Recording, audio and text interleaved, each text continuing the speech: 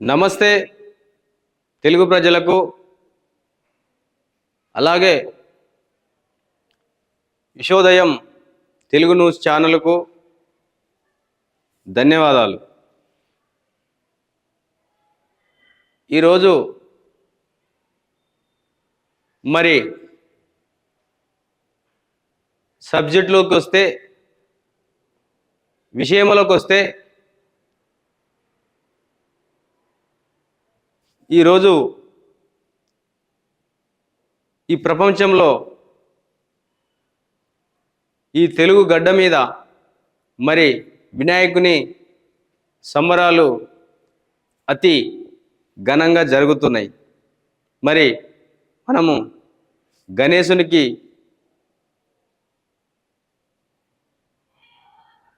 వందనాలు తెలియపరుచుకుంటూ గురు విష్ణు గురు బ్రహ్మ గురుదేవో మహేశ్వర గురు శాస్త్రాది పరబ్రహ్మ తస్మై శ్రీ గురువే నమో నమః.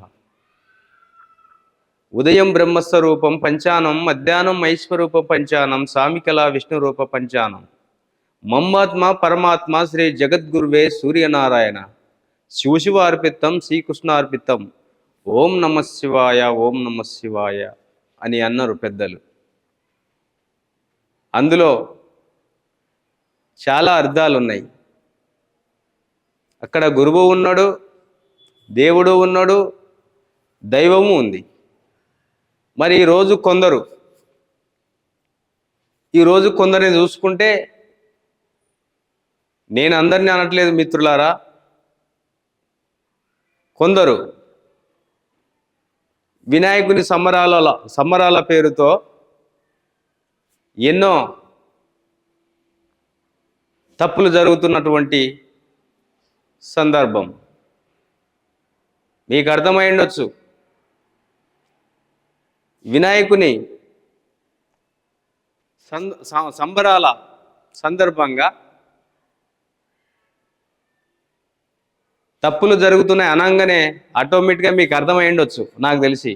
ఎందుకంటే తెలుసు కానీ మనం చెప్పలేము. చెప్పినా అర్థం చేసుకునే వాళ్ళు చాలా తక్కువ మంది ఉన్నారు. మరి వినాయకుని భక్తులకు, ముఖ్యంగా ఎవరైతే వినాయకుని సంబరాలు జరుపుకుంటున్నారో వాళ్ళకు ముఖ్యంగా మనము ఈరోజు ఒక ముఖ్యమైన సూచన ఇవ్వడం జరుగుతుంది. ఆ వినాయకుని ముఖ్యమైనటువంటి సూచనలు ఎలా ఉండాలి అనేది మీ దృష్టికి తీసుకొస్తా. ఈ సందర్భంగా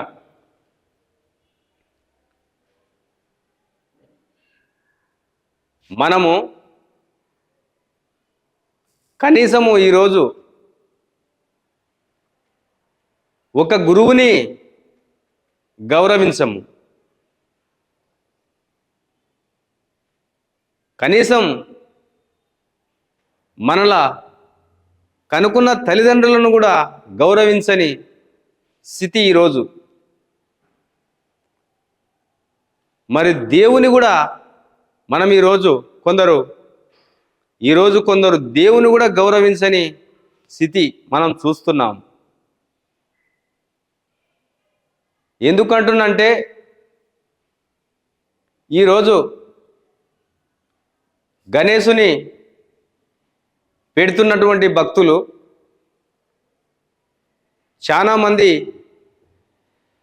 ఏదో ఉడతా భక్తిగా, ఏదో పోటీల మీద పడి పెడుతున్నటువంటి సందర్భం. భక్తులు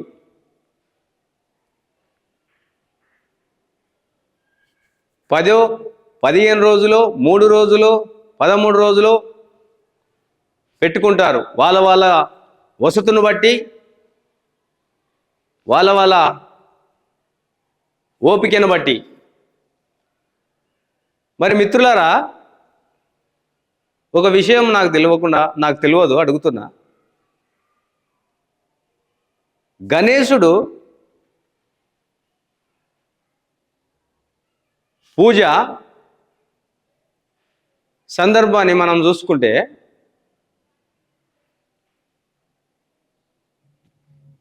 భక్తి అనేది మరి ఈరోజు ప్రజల్లో గణేశుని భక్తుల్లో ఎంత మేరకు ఉంది. నేను ఎందుకంటున్నా అంటే ఈ తెలుగు గడ్డ మీద అత్యంత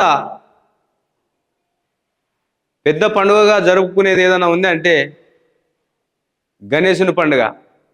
ఎందుకంటున్నా అంటే ఫస్ట్ గణేశునికి మనము పూజ చేసిన తర్వాతనే మరి ఏ పూజ కార్యక్రమాలైనా స్టార్ట్ చేయాలనేది మరి ఆ పద్ధతుల్లో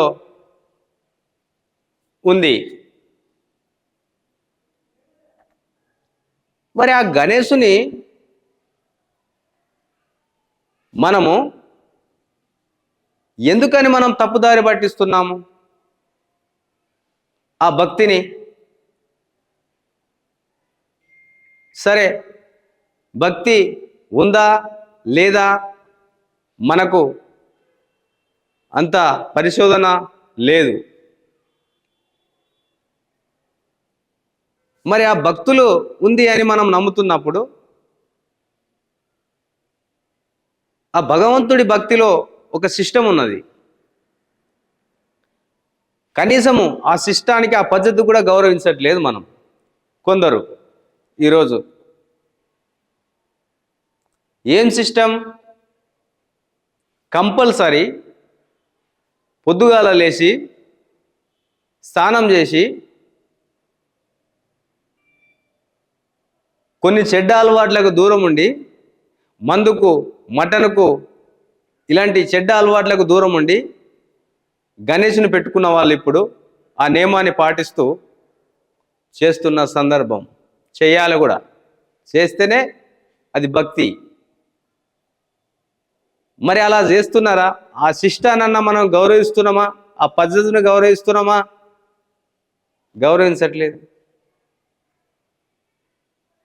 ఈరోజు గణేశుల కాడ చూసుకుంటే పాపం ఎందరో భక్తులు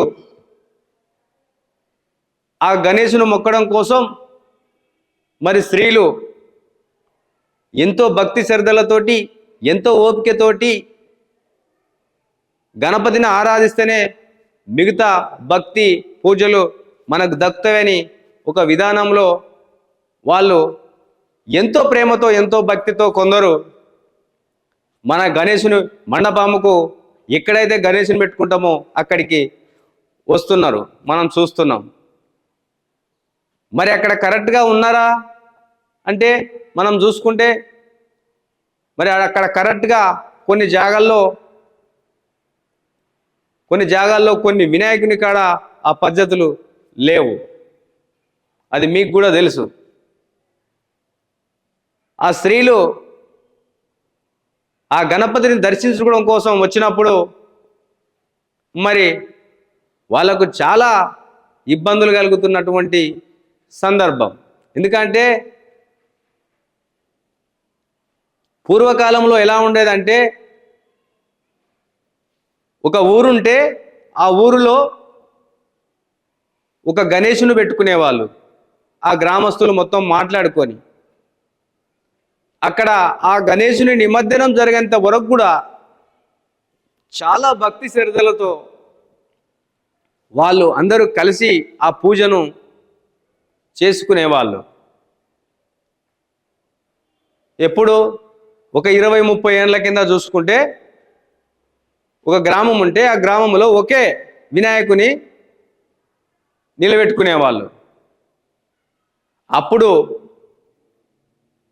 ఎంత ఆనందంగా ఉండేదంటే ఆ రోజుల్లో చూసుకుంటే మీకు కూడా తెలుసు. మరి ఇప్పుడు ఎందుకని ఆ పద్ధతులు పాటించట్లేదు? ఎవరన్నా స్త్రీలు గణేష్ను దర్శనానికి వస్తే వాళ్ళకి ఇబ్బంది కలిగిస్తున్నటువంటి సందర్భం మనం చూస్తున్నాం. చాలా ఇబ్బంది పడుతున్నారు వాళ్ళు లేడీస్. ఎందుకంటున్నా అంటే మనము ఆ డీజే ఆ సౌండ్ సెట్ పెట్టుకొని ఆ మైకులు పెట్టుకొని అది ఎవరికి కూడా అర్థం కాకుండా ఏ భక్తుడు వస్తున్నాడు, ఎవరు దర్శించుకుంటున్నారు అనే పద్ధతులు మనము చూడకుండా, వాళ్ళను గౌరవించకుండా వచ్చే వాళ్ళను మనం డిస్టర్బ్ చేస్తున్నటువంటి సందర్భం. అవునా కాదా? అవునే, అది నిజమే, మీకు కూడా తెలుసు. ఈరోజు గల్లీ గల్లీకి ఒక బస్తీ ఉందంటే ఆ బస్తీలో దాదాపు చూసుకుంటే, నేను ఇళ్ళవి వాళ్ళ ఇళ్ళల్లో పూజలు చేసుకునేది కాకుండా రోడ్ల మీద పెట్టేది దాదాపు ఒక బస్తీ ఉందంటే ఆ బస్తీలో 10-15 వినాయకులు ఉంటాయి. అసలు ఎక్కడ భక్తి? ఒకరి మీద ఒకరు పోటీపడి పెట్టడం తప్ప వినాయకులను. ఎందుకంటే ఒక బస్సులో ఒక వినాయకుని పెట్టుకుంటే ఆ ఊరు వాళ్ళంతా వచ్చి అక్కడ వచ్చి ఆ సంబరాలు ఆ పూజలు జరుపుకుంటే అది ఒక ప్రత్యేకమైనటువంటి నీకు వాతావరణం ఉంటుంది. ఇప్పుడు లేదు, ఏనో ఒక జాగాలు ఉంటుంది. అట్లా పోటీ మీద పోటీ పడుతూ వినాయకులను పెట్టుకుంటూ వినాయకుల పేరు మీద ఏం చేయాలి చేసుడు? అసలు ఎంత దుర్మార్గం! మీకు నిజంగా భక్తే ఉంటే, భక్తి శ్రద్ధలే ఉంటే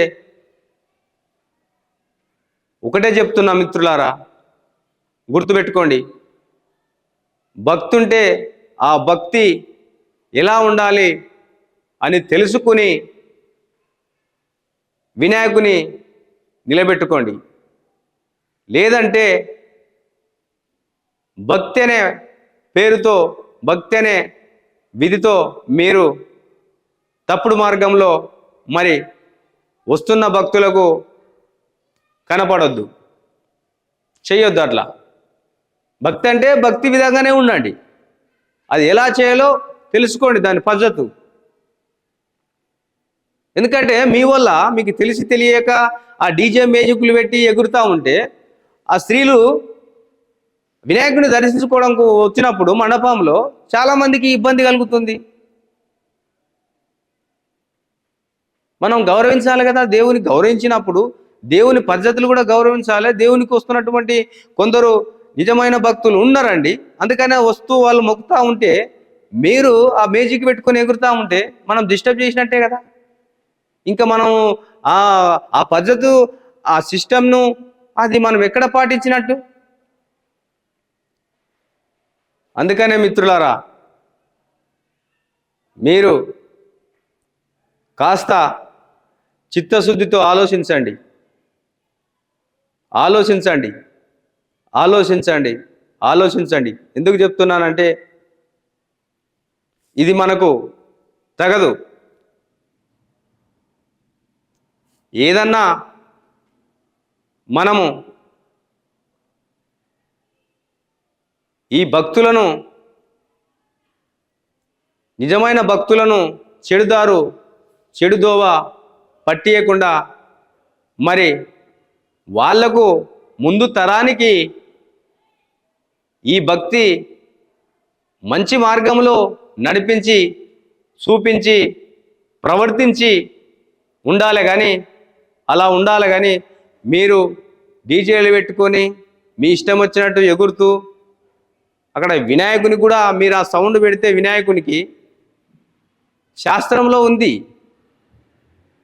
వినాయకునికి మంచి భజన తాళాలతో డప్పులతో చిన్న చిన్న దాంట్లో ఏది తప్లాలు ఉంటాయి, దాంట్లతో భజనలు చేసినటువంటి రోజుల్లో అప్పుడు చాలా భక్తి ఉంటుండే. ఇప్పుడు డీజేలు పెడుతున్నారు అంట. నేను ఒక బ్రాహ్మణి అడిగిన, స్వామి ఇలా సౌండ్ పెడితే మరి వినాయకుడు మరి ఉంటాడా స్వామి అంటే ఆయన డైరెక్ట్ అన్నాడు, ఇంత సౌండ్ పెడితే వినాయకుడు ఉండడు, మండపం నుంచి వెళ్ళిపోతాడని చెప్పిండు. నేను కూడా పెద్దగా తెలిసినని గాను కొంతమేరకి మనము నమ్ముతున్నాం కాబట్టి చెప్తున్నా, ఆ కొంతమేరకన్నా మనం పాటిద్దాం. రెండో విషయానికి వస్తే, మనం వినాయకునికి పెద్ద పెద్ద మండపాములు వేస్తున్నాం, మరి అక్కడ కొన్ని జాగ్రత్తలు తీసుకోవాలి.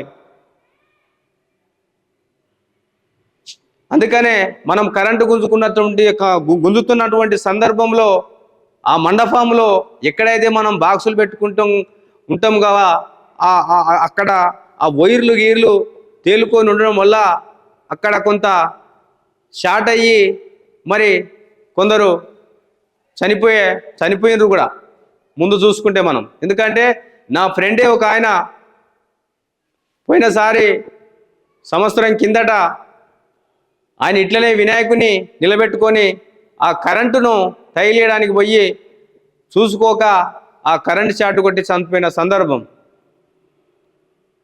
మరి మూడో విషయానికి వస్తే, వినాయకుని 3 రోజులు కావచ్చు, 4 రోజులు కావచ్చు, ఎన్నో రోజులు మీకు ఇష్టమైనటువంటి దానికి ఒక పద్ధతి ఉంటుంది. ఆ రోజుల్లోపు నిమజ్జనం చేయడం కోసం వెళ్ళిపోతూ ఉంటారు.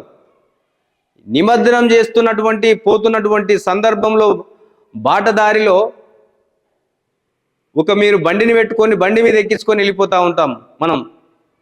అప్పుడు కూడా కొన్ని జాగ్రత్తలు తీసుకోవాలి.